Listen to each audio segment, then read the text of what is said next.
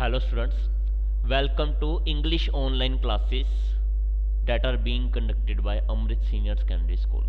Students, आज हम एक बहुत ही इंटरेस्टिंग लेसन कवर करने जा रहे हैं हमारी इंग्लिश मेन कोर्स बुक का। हमारी टेक्स्ट बुक का नाम है अ पैनोरमा ऑफ लाइफ, जिसमें 7th लेसन दिया हुआ है let's not forget the marchers. इस लाइन का मतलब क्या है? इस लाइन का मतलब है कि चलो हम शहीदों को याद करें, शहीदों को हम कभी भी ना भूलें। ये इस लाइन का मतलब है, मार्चर्स यानी शहीद।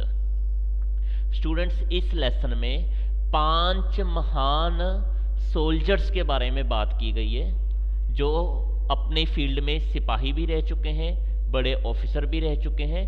उनमें से 4 ऑफिसर तो ऐसे थे जो युद्ध में शहीद हुए। वो क्यों शहीद हुए, उनके साथ क्या इंसिडेंट हुआ था, वो सारा आज हम इस लेसन में कवर करेंगे। हम इस लेसन में ये भी जानेंगे कि हमें आज़ादी बहुत मुश्किल से मिली है इस देश में, और उस आज़ादी का हमें ख्याल रखना पड़ेगा। हमें ये जानना पड़ेगा कि आज़ादी हमें उन महान सोल्जर्स के बलिदान की वजह से मिली है। उन्हीं की वजह से आज हम डिग्निटी से भरी हुई लाइफ जी रहे हैं। तो चलिए लेट्स स्टार्ट। परमवीर चक्र is the highest gallantry award instituted by the government of India to be conferred on those soldiers who display exemplary courage and bravery in their fight for the honor, dignity and protection of their motherland.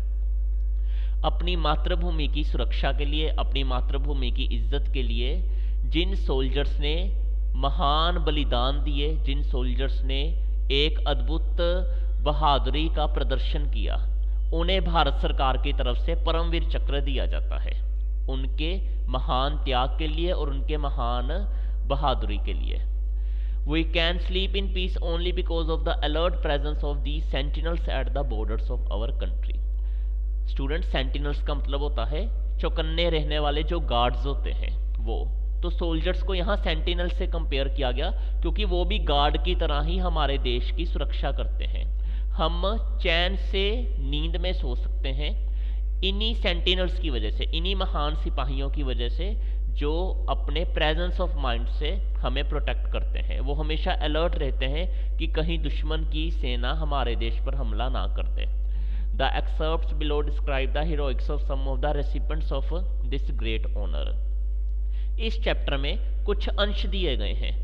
उन अंशों में इन महान योद्धाओं के बलिदान और उनके honour के बारे में बात की गई है कि किस तरह से उन्होंने अपना बलिदान देकर, अपनी जान की बाजी लगाते हुए हमारे देश की सुरक्षा की। They let down their lives but changed the course of the war through their great display of courage by inflicting heavy losses upon the foes. तो उन्होंने अपने जीवन को त्याग दिया, पर उन्होंने युद्ध की दिशा भी बदल दी। मरने से पहले ही उन्होंने युद्ध का दाव ऐसा खेल दिया जिससे दुश्मनों की सेना के कह लो छक्के छूट गए, जैसे हम बोलते हैं हिंदी में, यानी दुश्मन की सेना हारने की कगार पर आ गई। इस तरह से उन्होंने अपने त्याग और अपने बलिदान से दुश्मनों की सेना को हराने की कोशिश की। यहाँ फोर्स का मतलब है दुश्मन। पहले हम बात करेंगे मेजर सोमनाथ शर्मा की। Major Somnath Sharma was the first recipient of Paramvir Chakra, the highest Indian gallantry award. हमारे भारत देश में जो सबसे प्रथम ऑफिसर थे जिन्होंने परमवीर चक्र हासिल किया, वो थे मेजर सोमनाथ शर्मा, जिनका जन्म हुआ था 1923 और बहुत कम एज में जिनकी डेथ हो गई 1947 में। He was awarded the medal posthumously for his bravery in the Kashmir operations in November 1947. Students, पोस्ट्यूमसली का मतलब है मरने के बाद, उन्हें शहीद होने के बाद या मरने के बाद उनकी बहादुरी के लिए मेडल्स दिया गया था भारत सरकार की तरफ से। उन्हें क्यों ये बहादुरी का पुरस्कार दिया गया? क्योंकि 1947 में नवंबर के महीने भारत और पाकिस्तान का कश्मीर के मामले पर युद्ध छिड़ गया था और उस युद्ध में उन्होंने बहुत वीरता से अपना प्रदर्शन किया और उसकी वजह से ही उन्हें मरने के बाद सम्मानित किया गया। He died while evicting Pakistani infiltrators and raiders from Srinagar airport during the Indo-Pak War of 1947-48 in Kashmir. He belonged to the 4 Kumaun Regiment. Pakistani आतंकवादियों और पाकिस्तान के जो रेडर्स थे, जो पाकिस्तान सेना की तरफ से आतंकवादी लोग और बुरे लोग थे जो हमारी भारतीय सेना में अंदर आने की कोशिश कर रहे थे, भारतीय सीमा में अंदर आने की कोशिश कर रहे थे। उन्होंने उस सेना का डटकर मुकाबला किया जब भारत और पाकिस्तान का युद्ध चल रहा था 1947 में, और 4 कुमाऊं रेजिमेंट से वो बिलोंग करते थे। Major Somnath Sharma was born on 31 January 1923 at Dhar, Kangra, Himachal Pradesh, India. इस जगह से वो बिलोंग करते थे और इस तारीख को उनका जन्म हुआ था। He came from a well known military family, वो एक अच्छे मिलिट्री परिवार से संबंधित थे। His father major general Amarnath Sharma was also military officer, उनके पिताजी का नाम था मेजर जनरल अमरनाथ शर्मा, वो भी एक मिलिट्री ऑफिसर रह चुके थे। His company was airlifted to Srinagar on 31 October 1947। जिस दिन मेजर सोमनाथ शर्मा को ये समाचार मिला कि पाकिस्तान ने हमारे देश पर हमला कर दिया है, तब वो और उनके साथी, यहाँ कंपनी का मतलब है वो और उनके साथी, सभी को हवाई मार्ग से श्रीनगर पहुंचाया गया 31 अक्टूबर को। His right hand was in a plaster cast as a result of injury sustained in the hockey field previously, but he insisted on being with his company in combat and was given permission to go. असल में उस दिन से पहले, कुछ दिन पहले ही उनके दाएं हाथ पर चोट लगी थी, उनका दायां हाथ में प्लास्टर बंधा हुआ था क्योंकि हॉकी फील्ड में हॉकी खेलते वक्त उन्हें चोट लगी थी, तो पूरी उनकी बाजू प्लास्टर से कवर थी। फिर भी उन्होंने जिद की कि पाकिस्तान का सामना करने मैं अपनी फौज के साथ खुद जाऊंगा, और सरकार ने उन्हें परमिशन ग्रांट कर दी। ऑन 3 नवंबर 1947 मेजर सोमनाथ शर्मा's company was ordered on a fighting patrol to Budgam village in the Kashmir valley. 3 नवंबर 1947 की बात है। मेजर सोमनाथ शर्मा की जो कंपनी थी, उन्हें ऑर्डर मिला भारत सरकार से कि कश्मीर वैली में जो बडगाम विलेज है वहाँ पर गश्त लगाकर आओ, और वहाँ जो हमारे ओपोनेंट्स हैं, जो दुश्मन सैनिक घुसे हुए हैं बडगाम विलेज में, उनका वहाँ से खात्मा करो। A tribal Lashkar of 700 Riders approached Budgam from the direction of Gulmarg. तो जम्मू कश्मीर में एक जगह है श्रीनगर के पास ही गुलमार्ग, वहाँ से लश्कर के जो लोग हैं, लश्कर के जो आतंकवादी हैं पाकिस्तान की तरफ से, वो वहाँ से बडगाम की तरफ दाखिल हुए। 700 की गिनती में वो आतंकवादी थे।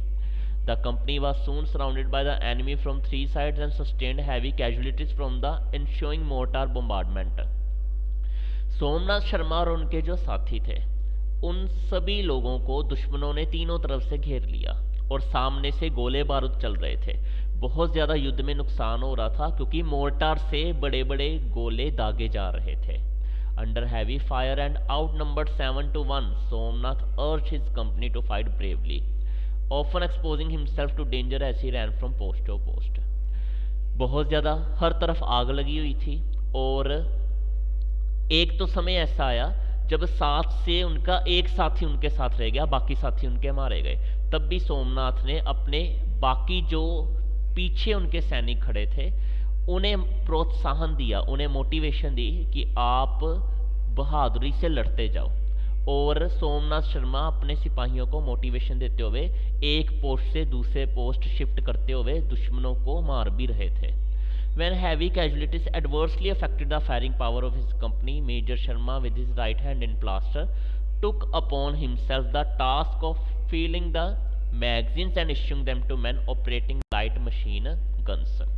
जब बहुत ज़्यादा कैजुअलिटी हुई, बहुत ज़्यादा मारकाट हुई वहाँ पर, और कंपनी अपने फायरिंग पावर को खो चुकी थी, यानी कंपनी के अब इतने लोग बचे नहीं थे जो उन पर फायर कर सकें, पाकिस्तान के आतंकवादियों पर जो फायर कर सकें। तब मेजर शर्मा ने क्या किया कि जो उनके बचे खुचे साथी थे उन्हें गोलियां भरकर देनी शुरू की। मैगजीन्स होता है बंदूक में जो हम बारूद भरते हैं, जो गोलियां भरते हैं।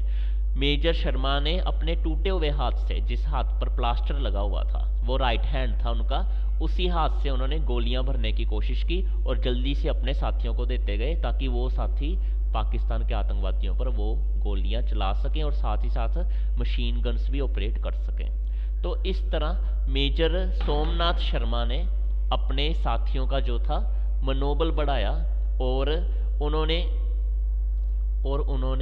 ये भी कोशिश की कि ज़्यादा से ज़्यादा जो उनके साथी है वो सुरक्षित बच सकें, पर उनके कुछ साथी ही बच पाए थे। मेजर शर्मा ने मरते दम तक अपने साथियों को बचाने की कोशिश की।